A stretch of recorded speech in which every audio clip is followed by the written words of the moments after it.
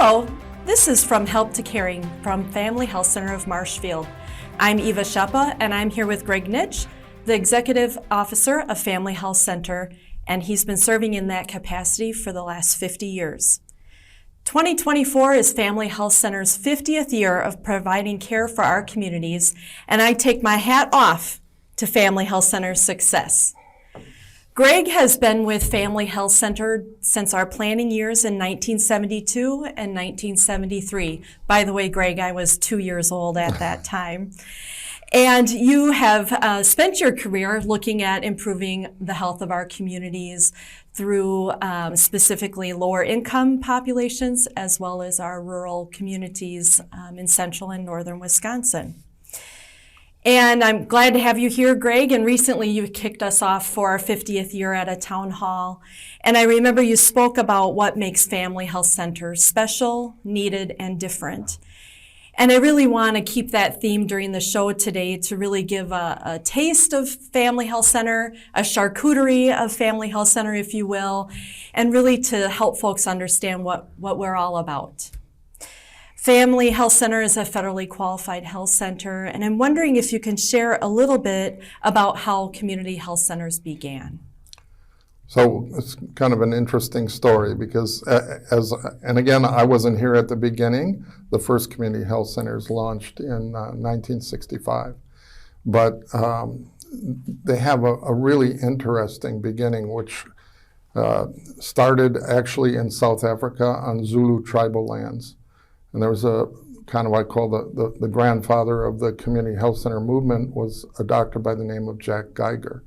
And Jack was interested in international medicine, and he did a stint in South Africa where he met a husband and wife physician group who believed that the Zulu tribal members who did a lot of the back-breaking work in South Africa and had no health care access or even public health access.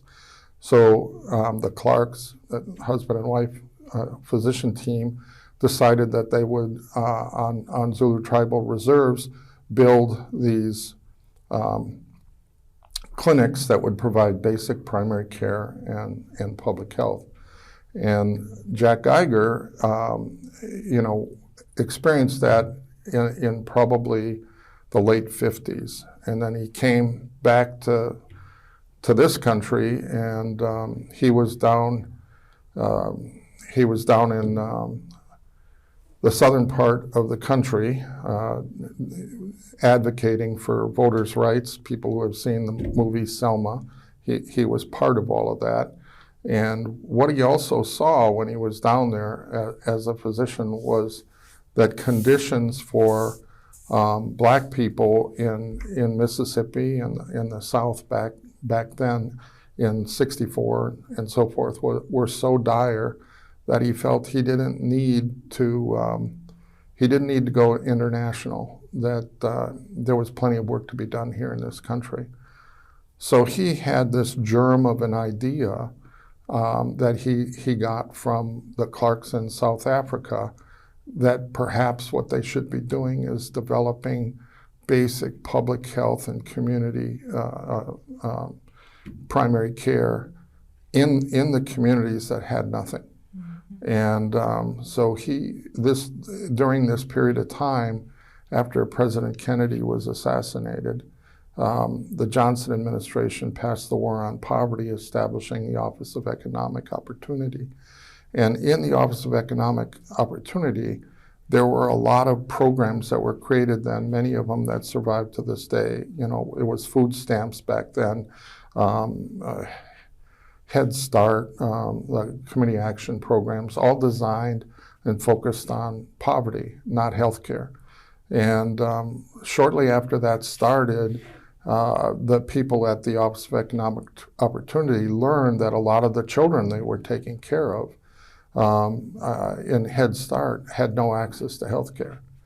And so that was kind of the backdrop when Dr. Geiger went to Washington, and he went to what was called HEW, Health Education and Welfare at the time, now Department of Health Services. So he talked to them about an idea he had that he wanted to create one of these health centers in Mound Bayou, Mississippi. And the fellow at HEW said, they didn't have anything. He was asking for money for a pilot. But he said, just hang on, let me call my counterpart at the Office of Economic Development. And when he did, they were very interested. They gave him more money than he asked for. He was at Tufts at the time in Boston, and they had the money to start a clinic in Mound Bayou, but the university also recognized that there were, right in their backyard, Columbia Point, low-income housing, and most of those people there had no health care. So politically, they felt they needed to start a health center also in Boston, as well as to kind of balance it out, as well as Mound Bayou. So the first two health centers were initially started or funded in 1965, one in Boston and one in Mound Bayou, Mississippi. And if you think about what health centers are, I refer to health centers, community health centers, they're actually a constellation of programs that evolve from that initial start. And they had programs that served the migrants who come through Texas up here into Wisconsin at that point. We have one migrant health center in the state.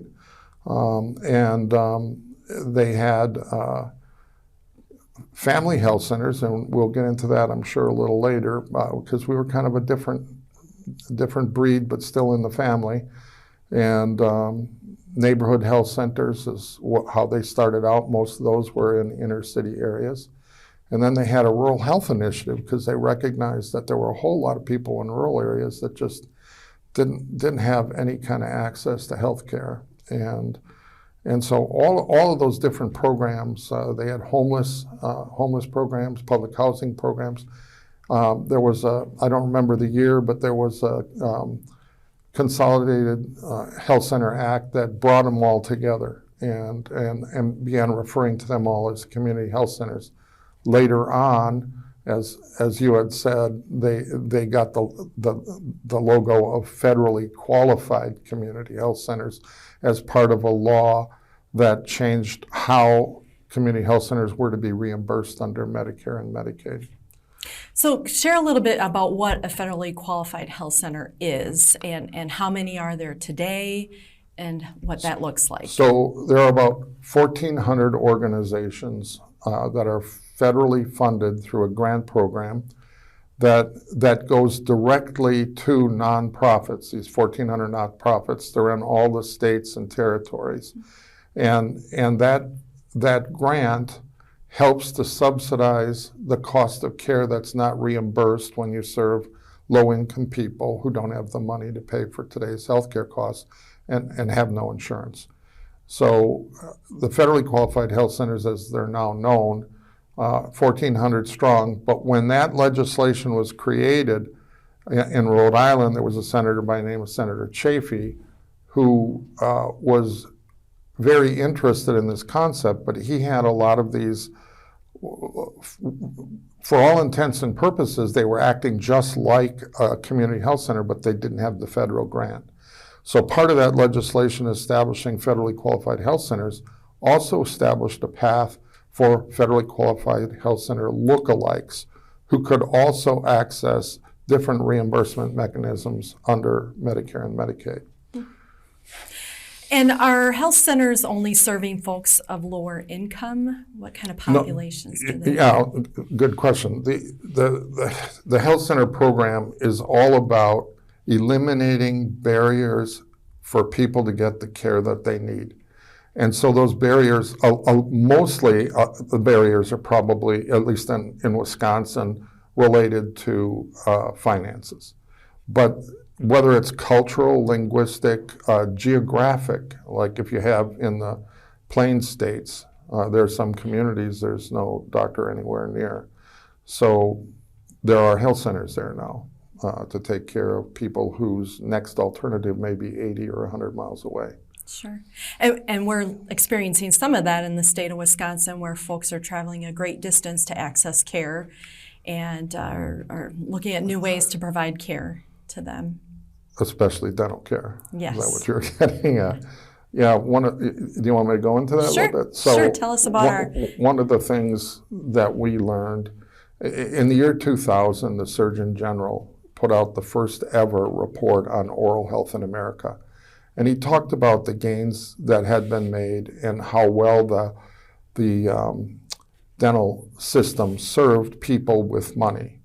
But they also talked about, and I'm paraphrasing here, but the silent epidemic of oral disease that disproportionately impacts people with children, elderly, and the disabled most particularly affected.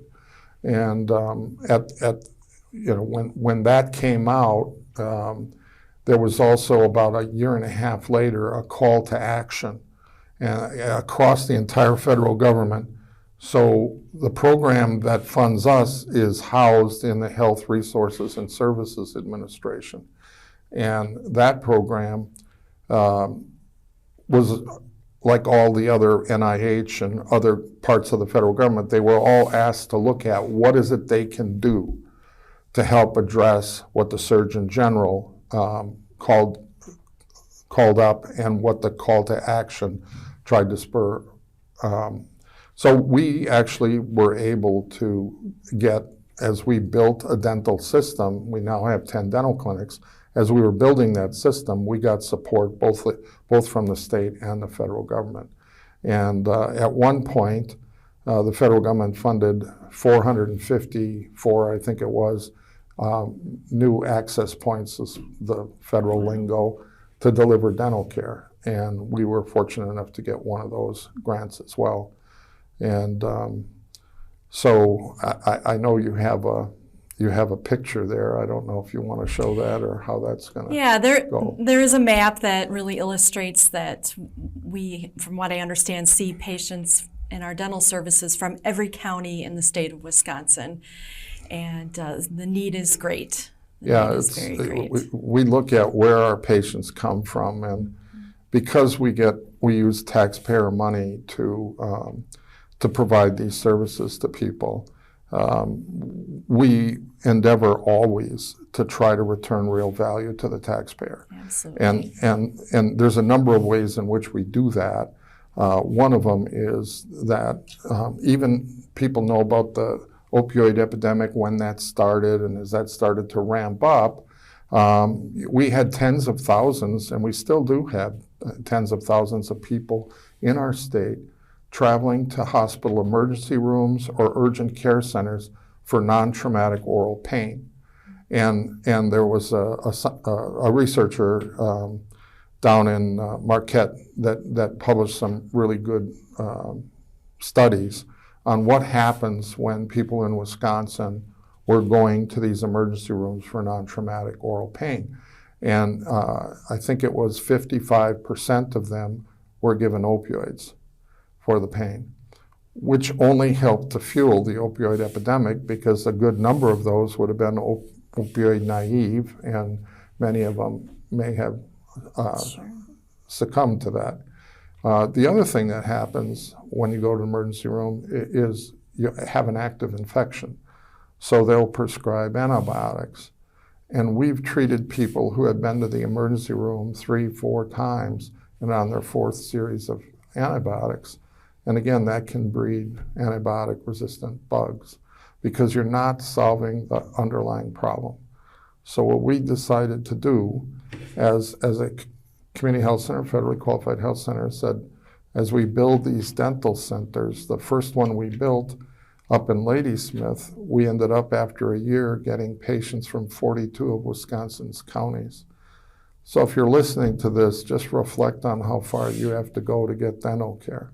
Right. And think about people driving hundreds of miles one way from like the Milwaukee area. We get patients from Kenosha, from Madison, and they were coming up to a small community in northwestern Wisconsin to get what they could and get closer to home. So that was real important in mapping that to share with our legislators to tell them how big and difficult this problem is. You mentioned the opioid epidemic and some of that stemming from going to the emergency room or urgent cares with oral health issues. What has Family Health Center done to address the opioid epidemic? So a lot of credit needs to go to the Wisconsin state legislature. When the opioid epidemic hit, some of those folks were personally affected by that.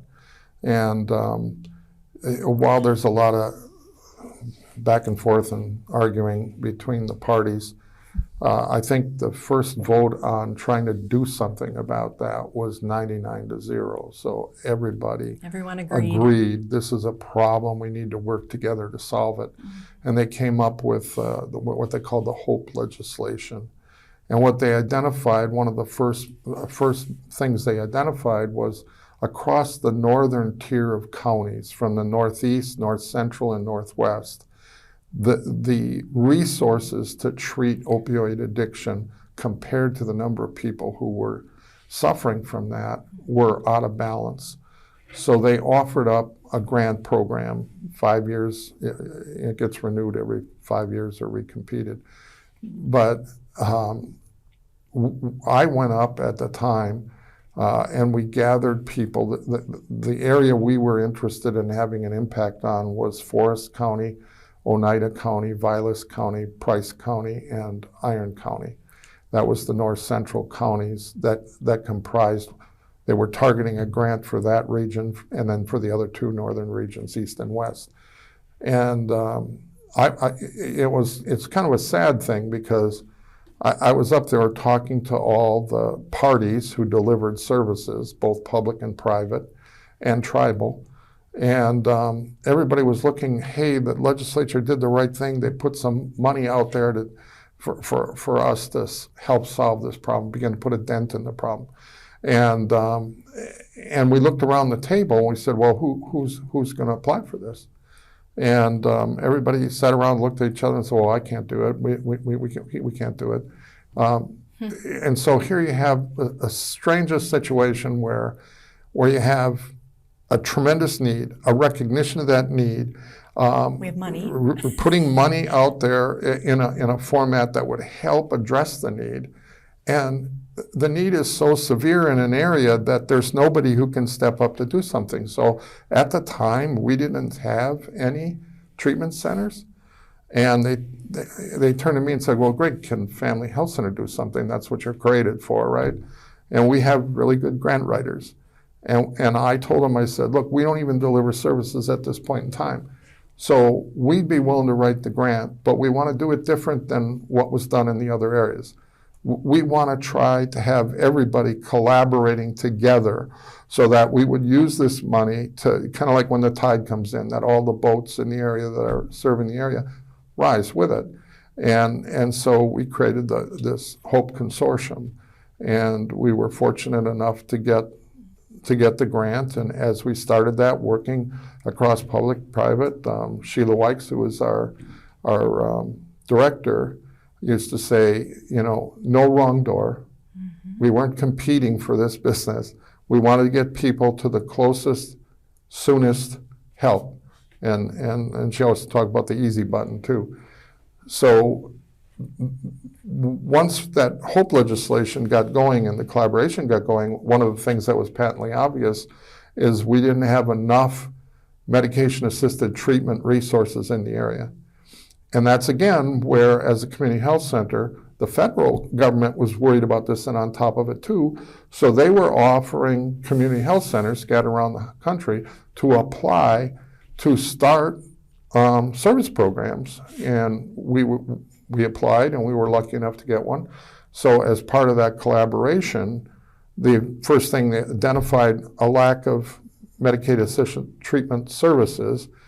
That was addressed in part by us being able to get a federal resource, bring it to the community, and establish MAT services. And again, we did this in a collaborative sense. So somebody could be getting their counseling at Price County Public Health, but could come to us for the medication. Right. And it was a collaboration that works really well. There was a hope too. We helped bring the same type of service to Ladysmith, and we also expanded it to Marshfield.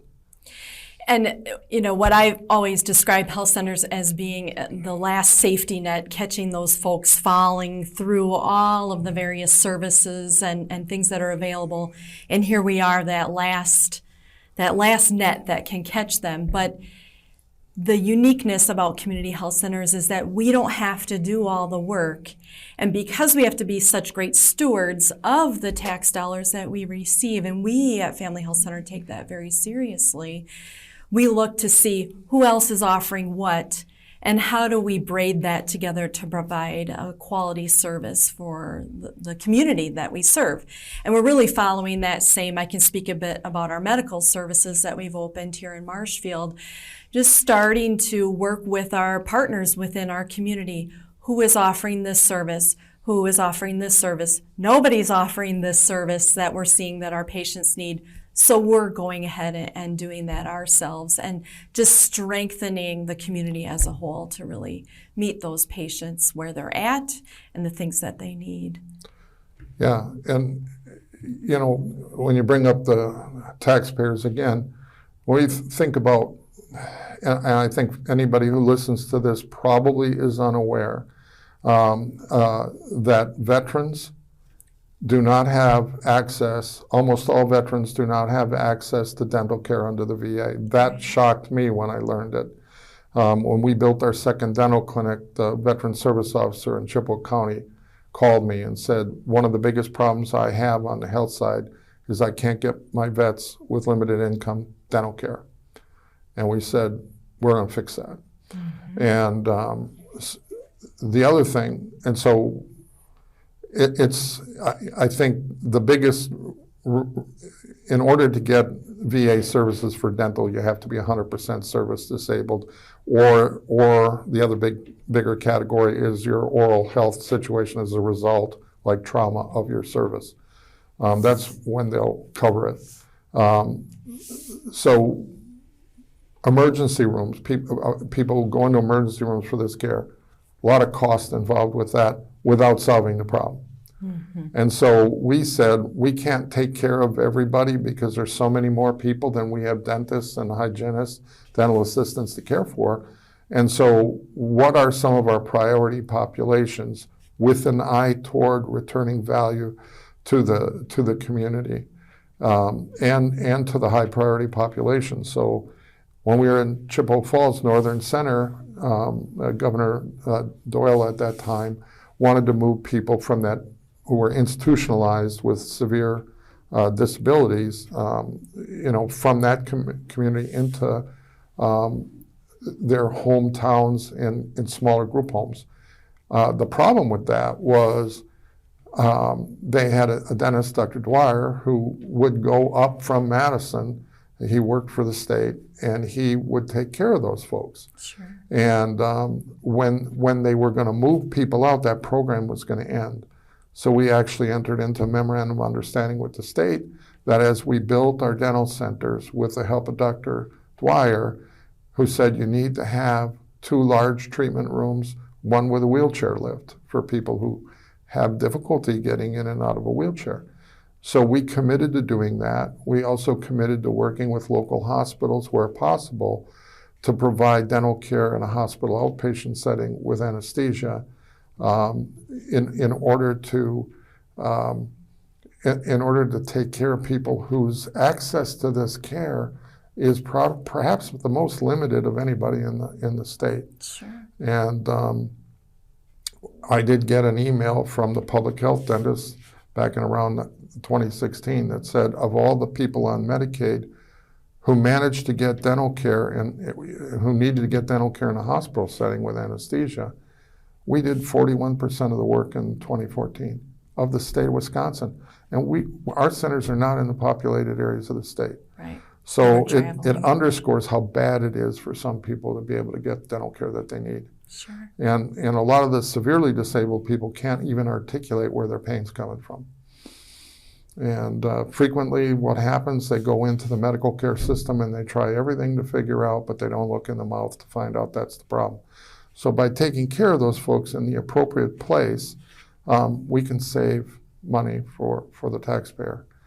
Yeah. Another group that we found where we can add value is there are people who maybe they worked in manufacturing and those jobs went away and they're retrained for service industry jobs, but the condition of their mouth is such, they're not going to get a job where they otherwise could, or they're not going to get the promotion.